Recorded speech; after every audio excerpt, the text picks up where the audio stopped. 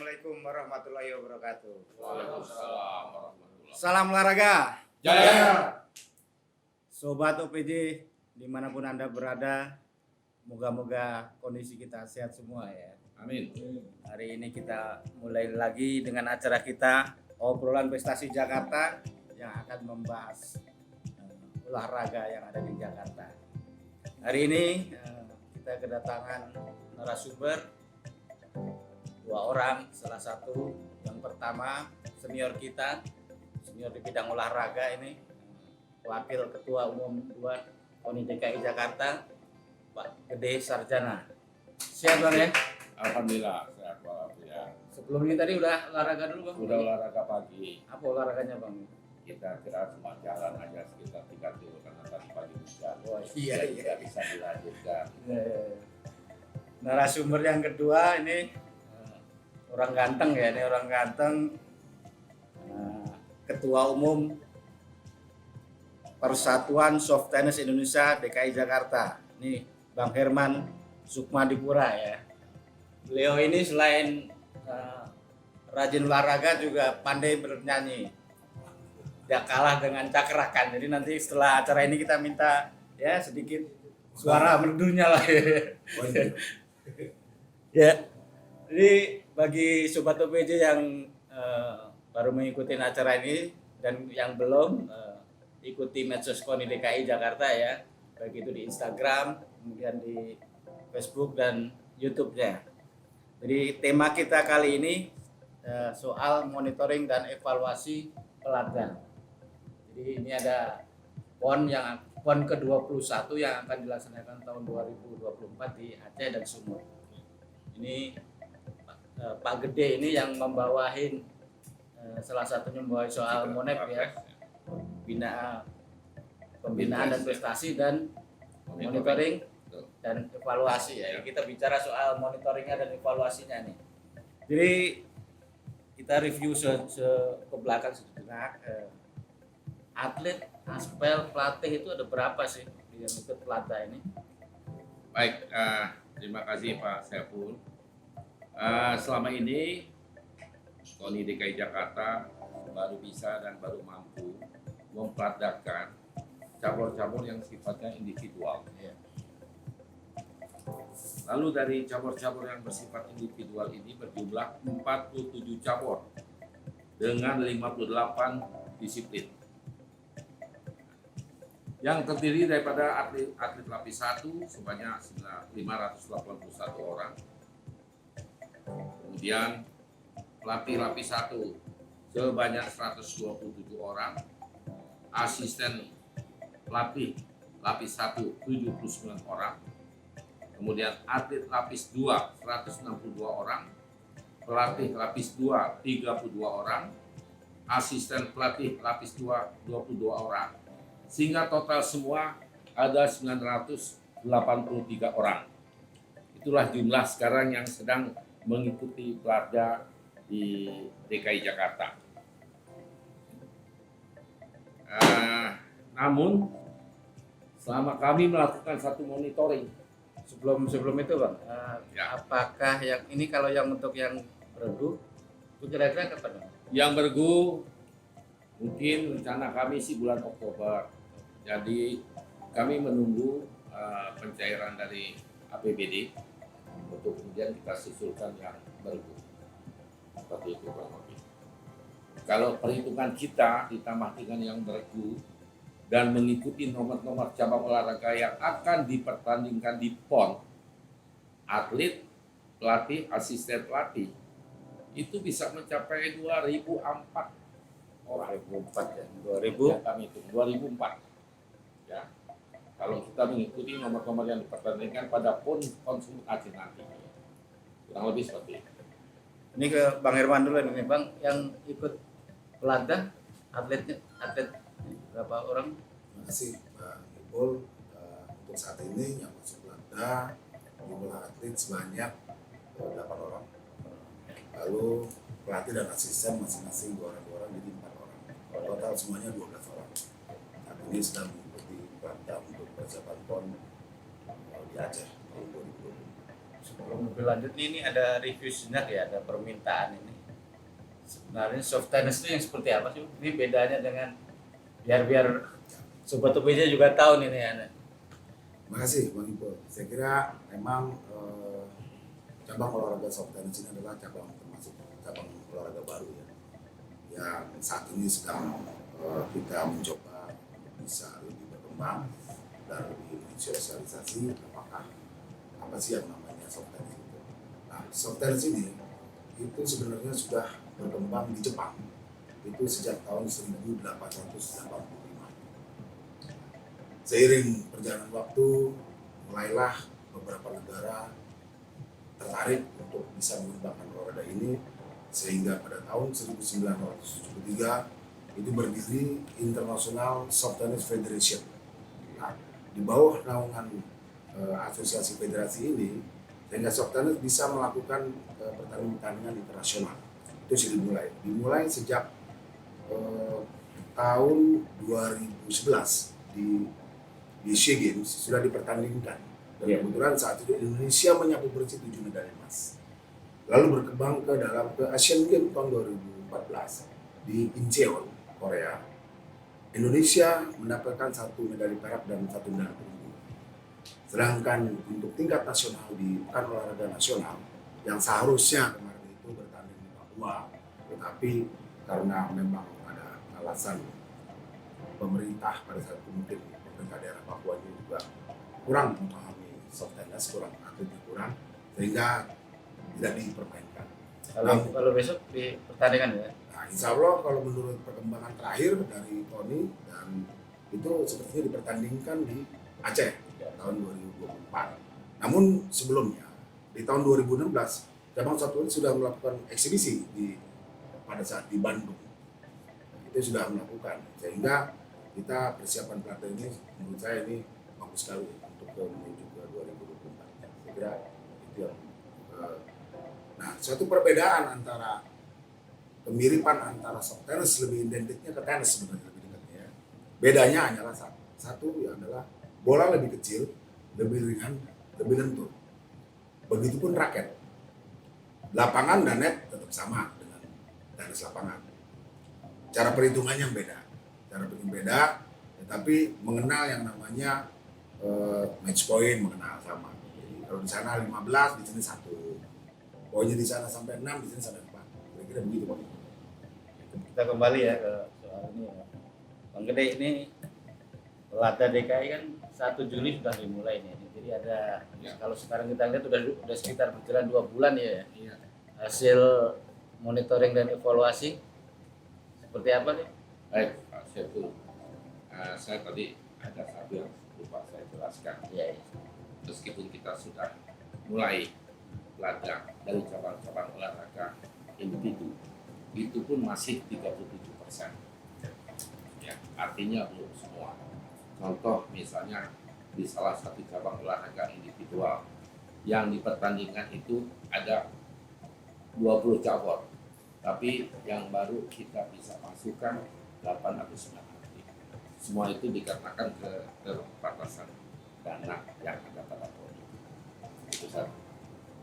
Lalu kemudian pertanyaan Bang Saiful ini barusan bahwa memang kita mulai melakukan pelatihan untuk cabang-cabang olahraga individu ini pada bulan Juli. Ya, kita sudah mulai. Namun dalam kegiatan monitoring yang kami lakukan, pelatihan ini belum bisa optimal. Karena kalau kita berbicara pelatihan, kita harus mempunyai satu lapangan khusus, artinya lapangan yang dengan ukuran pertandingan. Kita butuh sewa tempat. Kemudian atlet-atletnya itu sendiri perlu di-TC kan. Nah, kita belum bisa karena kita masih terbatas dengan keuangan, sehingga sewa lapangan maupun mes atau kuman yang harus didiami oleh atlet, kita belum bisa secara maksimal. Begitu juga latihan fisik. Karena pelatih fisik kita mungkin pelatih fisik kita baru sekitar 15% di cabang-cabang olahraga individu yang saat ini kita gunakan. Karena biar bagaimanapun pelatih fisik itu sangat perlu sekali bagi seorang atlet. Jadi ini yang tadi nih Bang, ini ada 37%, baru 37 ya. 30% dari jumlah atlet secara individual, jadi belum keseluruhan. Jadi yang secara tim atau beregu belum, tapi yang secara individual pun Ya. juga belum ya. Belum keseluruhan itu Belum. ya. Karena pengumuman pengesahan nomor-nomor yang dipertandingkan dari setiap cabang olahraga untuk Konsumut Aceh ini kan baru keluar, Pak. Baru keluar. Jadi kita baru mempeladakan kurang lebih 37% dari total atlet dari cabang olahraga individual. Ya. Kalau Bang Herman, proses latihan selama ini seperti apa? Apakah kemudian ada, ini kan sekaligus kita bisa ngobrol ini ya sama Bang Gede ya soal mungkin ada kendalanya seperti apa, soal soft tennis ya, latihan di mana kemudian ya. Baik, terima kasih Pak Niko. Saya kira untuk cabur soft tennis sebenarnya kan sebelum ada pelatnas pun memang sudah latihan. Cuma saja latihannya tidak seintensif yang sedang dipelatnakan. Dan saya juga selaku ketua umum selalu berusaha memberikan semangat kepada atlet-atlet dengan kondisi yang sekarang kita maklumi, tetapi bukan berarti kita menyerah pada suatu semangat. Kami tetap semangat karena kami optimis sekali bahwa soft tennis bisa lebih maju lah ke depan dengan sarana dan prasarana yang ada. Meskipun tertatih-tatih kami untuk melakukan sewa-sewa lapangan, tapi itu bukan kendala buat saya dan atlet-atlet. Saya kira ini udah komitmen kami sebagai olahragawan untuk bisa memajukan soft tennis ke depan baik pun secara nasional maupun internasional. Saya kira kendala-kendala itu kalau di soft tennis hampir tidak ada. Kami latihan tetap seperti biasa, seperti itu kira-kira. Itu nomor yang akan dipertandingkan ada berapa ya? Kalau di PON untuk sampai saat ini saya terakhir dengan Rakernas kemarin di PB Pesti bahwa itu ada 7 nomor pertandingan. Bergu putra, bergu putri, single putra, single putri, ganda putri, mixed double. Jadi ada 7 nomor yang diperbutkan. Nah, itulah peluang-peluang DKI untuk bisa bicara banyak di situ. Dan saya yakin kita bisa insya Allah menyapu bersih. Amin. Nyapu bersih berarti 7 medali nih. Ini target. Kalau targetnya? Kalau target sih memang kami kan pelatih itu kan motivasi atlet harus tinggi. Iya. Nah, semula saya mencanangkan 3 medali emas. Ya. Tapi insya Allah besok kalau melihat dari semangatnya anak-anak berlatih, ini kelihatannya menggebu-gebu karena persaingan memang cukup ketat. Ya. Daerah-daerah lain juga pasti sudah punya persiapan meskipun mereka belum melakukan pelatnas. Dan kita juga tidak pernah juga terlalu sombong gitu ya. Tapi setidak-tidaknya ya 4-5 emas bisa kita raih. Kira-kira begitu. Jadi kalau bicara monitoring ya Bang ya, Bang Herman, Pak Gede ya. Katakan ini dalam kutip seperti dimata-matain gitu lah. Ini menurut Bang Herman gimana nih kalau misalnya ada yang memonitoring dari KONI itu gimana nih Bang? Ya kalau menurut saya sih mereka sih sah-sah aja mata-matain dan segala macam. Dan buat kami sih yang soal-soal gitu ya saya hantem aja di depan mata juga. Yang penting kita punya semangat sportivitas dan fighting spirit yang tinggi, saya kira itu Bang. Nggak peduli saya mau diintip-intip seperti apa, kita jalan terus. Go strike terus. Tapi memang udah punya ini ya, gitu ya, itu soal apa namanya, semacam SOP-nya lah, monitoring pelatih. Sudah ada. Meskipun ini masih ini ya masih berapa? 37% tadi ini ya. Iya. Jadi memang monitoring sudah berjalan. Dan kami juga menerima hasil monitoring dari tim monitoring sudah berjalan. Dan kadang-kadang saya sendiri dengan Pak Ketua kita melakukan monitoring secara mendadak mereka latihan. Seperti yang dikatakan Pak Herman memang betul. Secara KONI kita masih belum bisa optimal. Tetapi semangat dan perjuangan dari cabur-cabur itu memang luar biasa. Jadi mereka sudah melakukan satu latihan-latihan yang secara rutin. Karena bukan PON saja yang mereka hadapi. Semua cabur itu akan menghadapi dan sudah berjalan masalah kejurnas. Karena dari kejurnas itulah kita bisa melakukan mapping kekuatan kita maupun kekuatan provinsi lain. Nah disitulah yang namanya sport intelijen yang dikatakan tadi intip itu mulai bekerja untuk kita melakukan satu mapping di cabur ini kita bisa dapat meraih berapa medali emas, di cabur ini, nah dari sana, dari kejuaraan nasional awal kita bisa melakukan mapping. Saya kira itu. Dan kita sambil melihat ini ya, jumlah pemirsa ini Sobat OPJ, mungkin ada yang bertanya atau memberi masukan, saran. Setia salam olahraga coba. Sudah ini malah yang bernyanyinya nih.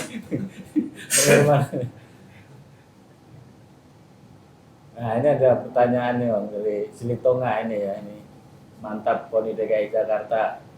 Apa harapan KONI DKI Jakarta untuk PON 2001 Aceh Sumut nih, Bang Gede ini? Kalau harapan KONI DKI maupun masyarakat DKI sesuai juga apa yang sudah dicanangkan oleh Pak Gubernur Pak Anies Baswedan ketika kita melakukan apel Ladang. Ada ya. Juara umum adalah harga mati. Ya. Itu target Ya. dari kami.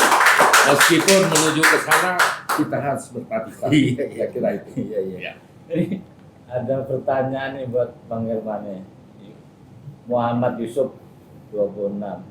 Tempat latihan soft tennis di mana Pak? Terima kasih Pak Yusuf. Saat ini memang latihan soft tennis tiap hari Senin itu di lapangan Komplek Bank Mandiri, Bidakara, Jalan Prasamala, Pancoran, Jakarta Selatan. Kalau hari Jumatnya di lapangan Trikora, Auri, MBAU, Pasar Minggu, Jakarta Selatan. Dua lapangan itulah yang saat ini kita melakukan latihan rutin kita selama menjalani pelatihan. Atau mungkin sekaligus ini ya Bang, apa? Kalau pengen dari atlet soft tennis itu gimana caranya gitu ya? Ya Memang perlu juga. Ini kan olahraga baru kan gitu loh. Ya. Perlu juga ini gitu loh. saya kira soft tennis ini kalau lihat teorinya memang mudah, bolanya ringan, raketnya ringan, tetapi di situ perlu keahlian khusus ya, terutama membaca karakter bola, karena bola ini bukan bola hidup ya. Bola hidup tapi dia lembek sekali, ringan, sehingga kita memerlukan keahlian khusus. Basic yang utamanya soft tennis adalah maintenance, karena cara memukul itu hampir sama, hanya saja di situ ada perbedaannya. Kalau kita pakai spin, bola di lapangan tenis di jalan lebih kencang, tapi kalau di soft tennis mungkin spin dianggap itu kurang, dia harus tamparan. Perlu latihan khusus lah, terutama kita membaca karakter bola dulu, karena bola itu sangat fleksibel sekali, bisa lembek, bisa melintir gitu. Kira itu Pak. Iya. Ada lagi? Belum ya. Ya sobat olahraga, sobat OPJ dimanapun Anda berada, jangan lupa ya untuk follow IG dan Facebook KONI DKI Jakarta, termasuk Twitter. Pokoknya medsosnya KONI DKI Jakarta lah, ikutin terus. Tiap hari Kamis jam 2 ada OPJ, obrolan prestasi Jakarta, dan disiarkan secara live. Dan kita kembali lagi ke tema kita soal monitoring dan evaluasi pelatih. Ini Pak Gede nih, ini kalau kemarin ini kan apa namanya, saat pandemi kan agak susah ya. Ya. Agak susah untuk latihan, banyak tempat latihan ditutup, dan kemudian Ya. ada yang kemudian jadi dipusatkan di PPOP Ragunan ya. Betul. Tuh. Kalau sekarang gimana nih? Alhamdulillah sekarang untuk ladang sudah jauh lebih longgar dibandingkan ketika pandemi yang lalu. Artinya keluar tempat berlatih atlet itu sudah terbuka sehingga atlet-atlet bisa berlatih. Tapi kendalanya ada juga Mas. Kendalanya adalah gor-gor itu milik Pemda DKI dan harus ada restribusinya, artinya bayar. Ya, untuk atlet DKI, milik DKI, tapi kita harus bayar. Nah, dikarenakan kondisi keuangan yang sangat prihatin saat ini, ya, yang saya katakan tadi, kita tidak bisa optimal. Tapi saya merasa bersyukur karena kesadaran dan semangat dari semua cabur, mereka tetap berlatih meskipun harus keluar dari objeknya sendiri.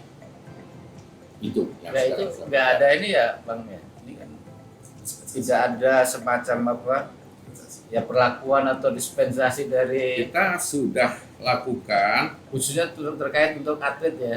ya karena itu ada pergubnya. Katanya pejabat-pejabat di GOR itu ada pergubnya di mana semua yang berlatih di sana Fasilitas ya.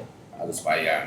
Nah, selama pergubnya ini belum direvisi, belum diperbaiki, mungkin juga pejabat-pejabat di GOR tersebut tidak berani memberikan kesempatan bagi atlet itu untuk berlatih. Nah, seperti itu. Jadi memang pergubnya itu harus direvisi dulu. Sehingga untuk atlet-atlet DKI mungkin bisa secara khusus untuk menggunakan GOR-GOR yang ada milik Pemda untuk berlatih atlet-atlet DKI. Tapi sudah diusulkan atau Kita sudah usulkan sampai Pak Gubernur sih sudah tahu, Dinas Kepemudaan Olahraga sudah juga kita bicarakan. Kita kan hanya baru bisa menyampaikan. Prosesnya kan ada pada bapak-bapak di balai kota maupun di dinas. kalau soft tennis itu latihan tadi di situ punya DKI atau Lapangan itu milik swasta. swasta ya? Milik swasta. Kenapa kami pilih di tempat itu? Karena pertama dengan atlet, dengan tempat tinggal tidak terlalu jauh. Dan sewanya pun menurut saya sih terjangkau. Terjangkau sekali. Jadi alhamdulillah selama ini kita latihan di situ aja. Terjangkau. Kalau Harganya yang juga. milik DKI belum ada atau Gini, kalau di DKI sebenarnya lapangan-lapangannya ada. Ya. Cuma begitu jadwal padat itu dikomersilkan kan. Memang disewakan. iya. Dia disewakan. Jadi kalau Dikomersilkan. Nah, Nah, di di garis bawah itu. Kuningan, di Kuningan, di Bulungan itu dipakai Ayu, Masuki dan sekolahnya. Itu nanti dikomersilkan. Nah, ya kami bukan berarti nggak dikasih kita latihan gitu ya. Ya itu tadi karena punya semangat yang tinggi dengan dukungan KONI DKI Jakarta karena harus lakukan itu. Saja. ya artinya gini loh, ini kan jadi sebuah jadi pertanyaan juga, mungkin bagi sobat UWI jadi pertanyaan juga ya. Ini punya target menjadi juara umum, cuma untuk fasilitas olahraganya aja atlet-atlet ini tidak mendapatkan prioritas gitu loh. Betul. Dan itu kejadiannya. Kadang-kadang kita iri melihat Jawa Barat, Jawa Tengah, Jawa Timur. Begitu enak mereka berlatih di GOR-GOR milik daripada Pemda setempat. Nah itu, kita banyak mempunyai fasilitas. Tetapi prosesnya untuk menggunakan fasilitas itu yang sampai sekarang ini menjadi kendala bagi cabang-cabang olahraga yang ingin berlatih di tempat tersebut.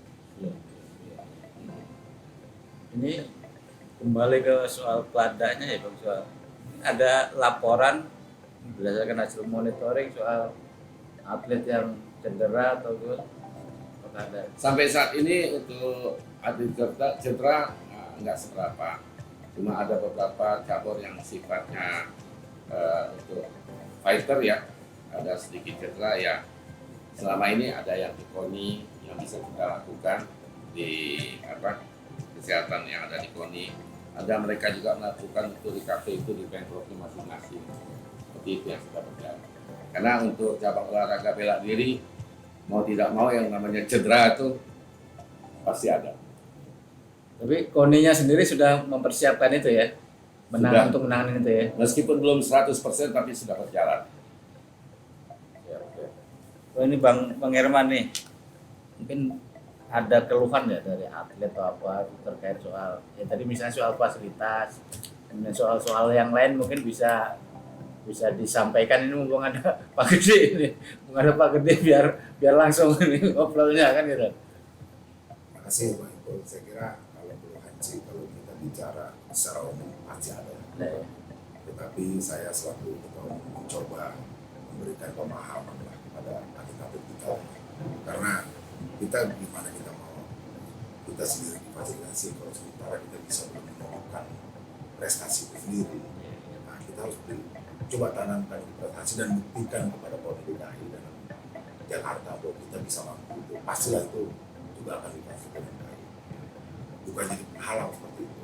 Kalau keluhan kan memang ya anak-anak ini kan selalu biasa lah itu lumrah ya dengan kondisi sekarang Pak, seperti uang pelada sekarang memang ya itu merupakan solusi yang terbaik sebenarnya menurut saya. Dengan sisa yang ada kita tanpa memperingati kita, mereka harus mampu lakukan itu. Buat saya yang penting disiplin dan mau ada dalam hati untuk bisa memajukan olahraga. Apapun fasilitasnya, pastilah nanti kalau kita berhasil mencapai target, sekolah ini juga nggak akan dilihat. Saya kira itu. Artinya di tengah segala keterbatasan tuh ya, Ya. soal fasilitas, kemudian dan lain-lain lah ya itu. Setelah dimonitor itu sebenarnya melihat atlet gimana nih? Ya memang sih Kan pasti ada juga yang sangat prihatin. ada yang semangat, ada yang disiplinnya Ini gitu kan loh. Ketua Pengprov ya, Iya. seperti Pak Herman ini memang luar biasa. Dan kita harus juga merasa bersyukur. Banyak sekali diantaranya ketua-ketua Pengprov di DKI Jakarta seperti Pak Herman. Nah kalau semuanya ketua Pengprov ini nggak punya semangat, nggak mau berkorban, Ya. maka di saat itulah yang namanya prestasi atlet di DKI Jakarta atau prestasi olahraga di DKI Jakarta akan turun dan hancur. Kita harus berterima kasih dan bersyukur mempunyai ketua-ketua Pemprov cabang olahraga yang seperti Pak Herman. Semoga selalu sehat dan tetap Amin, diberikan amin, rezeki amin. supaya terus bisa membantu cabang olahraga yang dipimpinnya. Kita lihat pemirsa ada yang bertanya lagi. Belum.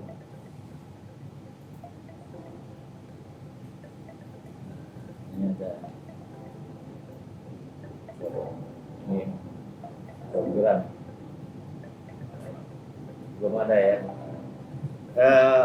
Ini ada selentingan ya nih Bang ya, soal PON ini kan tahun 2024 tahun politik gitu ya. Ya.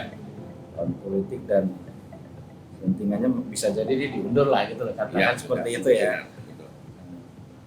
Ini menurut Bang Gede gimana nih? Apa udah punya misalnya kan sudah ada program nih, Betul. program sampai 2024 ternyata mundur. Ini mungkin soal seperti yang kemarin ya, Ya. di PON itu kan sudah Mundur juga kan ya. gitu loh. Mungkin ada Ya, memang informasi yang saya dengar sampai saat ini dan kemarin juga kita silaturahmi ke Sumut dan sebentar lagi juga kita akan ke Aceh. Jadwal PON sampai saat ini belum ada perubahan. Tetapi dari beberapa sumber yang dapat, saya percaya kemungkinan besar akan dimundurkan. Mengapa? Karena tahun 2024 itu bersamaan dengan pilkada serentak, pemilu ya, pemilihan presiden. Nah, meskipun di bulannya itu mungkin bisa digeser, tapi pada saat PON itu juga butuh biaya. Ada apa enggak, mencukupi apa enggak, nah itu. Jadi kita masih menunggu satu kabar yang pasti kapan PON itu akan dimulai. Kalau Bang Herman gimana? Siap-siap aja ya. Ya, kalau kami sih sebagai pembina daripada cabang olahraga selalu menyampaikan kepada atlet-atlet apapun keputusan pemerintah kami tetap dukung, tapi bukan berarti tidak pada semangat, tetap maju terus pantang mundur. Mau dimundurkan, mau dimajukan ya kami dalam hal ini ya cabang siap untuk bertanding. Ini apa namanya, sobat OPJ dimanapun berada, jadi tetap ikuti ya obrolan prestasi Jakarta tiap hari Kamis pukul 14 live secara di medsos KONI. Mungkin ada ini Bang Gede, ada harapan-harapan itu terkait soal monexnya Poli DKI Jakarta. Baik, terima kasih Bang Nukul. Saya mungkin lebih fokus kepada pesan ya dari KONI bahwa kepada seluruh cabang olahraga, atlet dan pelatih serta pengurus, terus kita semangat berlatih, ya. Tanamkan bahwa kita adalah seorang juara. Mengingat Jakarta masih sebagai ibu kota NKRI pada saat ini, yang juga merupakan barometer ya dari kota-kota atau provinsi lain di Indonesia. Jadi kita harus tetap menjaga semangat, terus tetap berlatih dan jangan lupa berdoa semoga keprihatinan kita di KONI ini segera cepat berlalu. Insya Allah itu saja kesan dari saya. Bang Herman. Ya, saya kira saya sependapat dengan Pak Gede, ya. Karena kita baru saja mengalami pandemi yang begitu sangat menyita waktu kita, kegiatan kita segala macam. Insya Allah ke depan mudah-mudahan hampir, walaupun sekarang masih ada lah pandemi itu ataupun sedikit kecil persentasenya, tapi tetap kita menjaga prokes itu, tetap kita harus jaga. Semangat harus kita berjalan sesuai dengan Pak Gede, saya kira itu yang paling penting. Jadi terima kasih ya kepada Pak Gede Sarjana, Wakil Ketua Umum 2 ya, KONI DKI Jakarta, dan Bang Herman, Ketua Umum PESTI DKI Jakarta, yang telah bersedia hadir di acara OPJ, obrolan prestasi Jakarta. Dan kepada sobat OPJ dimanapun Anda berada, tetap ikuti OPJ tiap hari Kamis pukul 14 di medsos KONI DKI Jakarta. Dan sebelum kita tutup perlu nyanyi dulu nih kayaknya nih. Tadi ada permintaan tadi soal ada permintaan. Bang Herman Coba cari dulu lagunya itu, kasih bayangan ya biasanya itu. Cakrakan itu. Ya ini aja. Refnya aja ya, cuplikannya nih. Suaranya bisa kita adu nih. Padamu pemilik hati yang tak pernah ku miliki, Iya. yang hadir sebagai bagian dari kisah hidupku. Yes. Jadi kami mohon pamit ya, kru OPJ. Terima kasih sudah mengikuti medsos KONI DKI Jakarta dalam obrolan prestasi Jakarta. Dan saya ucapkan Assalamualaikum warahmatullahi wabarakatuh. Waalaikumsalam. Salam olahraga. Jaya!